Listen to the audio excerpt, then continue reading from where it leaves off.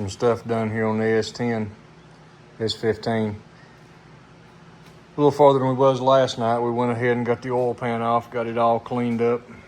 It's back there with one coat of paint. Got the engine just about prepped and ready for the tape it off and paint it. Got plastic down, got the exhaust, got the Y pipe cut out from under it, and I'm gonna go ahead. It's gonna be kind of a slow night here. I'm gonna go ahead and scrape a bunch of this grease off here and then spray some of this down with some engine degreaser or something to soften it up to where tomorrow night or the next night I get to work on it, I can really scrape a bunch of that off. I'm not gonna be able to get this thing outside and pressure wash it like I'd want, so just gonna have to do the best I can in here, clean it, and I gotta disassemble all that because it's time to start putting parts on. I have went and ordered the only thing they didn't have was the tie rod ends and that sleeve down there. Everything else I got, so it's on order, it'll be here. Maybe in the last video or a short, you've seen where I had assembled the A-arms, lower A-arms on it. One guy was giving me some ribbon over the fact I had my calipers hanging down by the rubber brake lines, but I assure you, I have a brand new set of brake lines to go on it.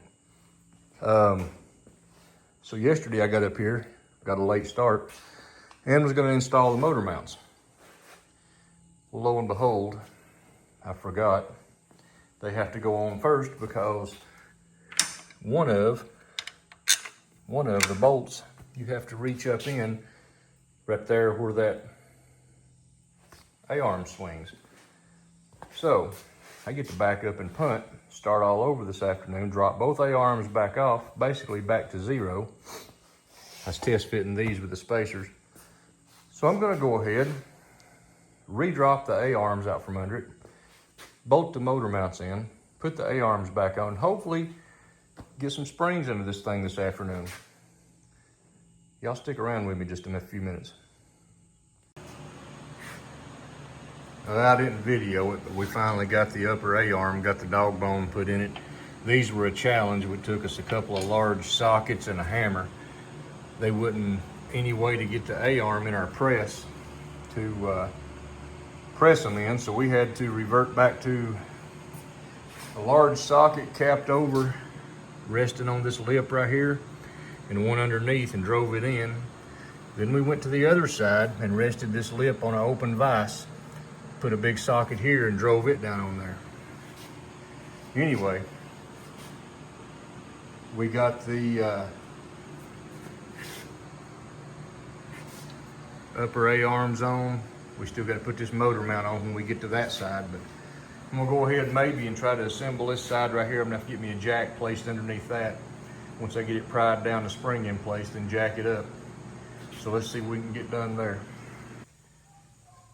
All right, we'll call it the end of this video. You can see I've got it reassembled. I've got the drop spindles on it, got the springs back in it. I don't have the connectors between the sway bar and the A-arm. I scratched it up and I had to do a little repaint, and I'll get that probably tomorrow afternoon. Got the new tie rods and tie rod ends on, the drag link. Got everything together. We're getting really close to attaching a transmission to a motor and test fitting it down in this thing. May go ahead and stick the front tires on it. I got to get me some bearings and stuff. I ain't gonna put the old ones back on it. New brake lines. This is Wednesday. The new brake lines are supposed to be here tomorrow. So I guess we'll start the next video out, the next segment out with updating the brake lines, and we'll check those calipers. I mashed them in with a clamp. They seemed all right. The truck had excellent brakes. It's just those brake lines look like they are indeed 1985 model, so that rubber deteriorates inside. If worst case, I have to replace a caliper later. That's a minor detail. Ran into one issue on these drop spindles. I've run a set on a different S-10 that I had a few years ago. Right here, this, I cut it back some, but it went straight out and over, and it hit this right here. It hit it hard, you couldn't turn. So I had to modify that.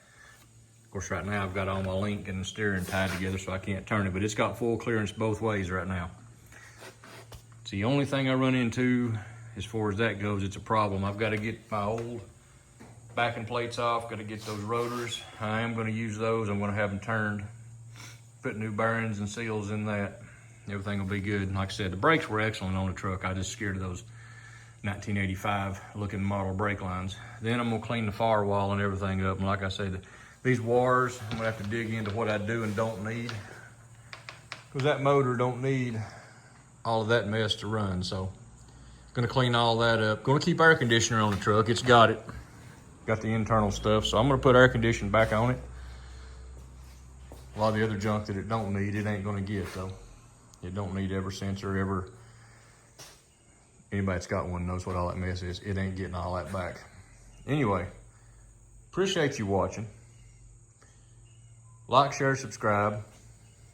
Follow this video series. I'm gonna try to detail most of it. I mean, I didn't film the installation of a lot of that, but anybody that's worked on these trucks has seen it. Y'all have a great day. God bless. We'll see you on the next one.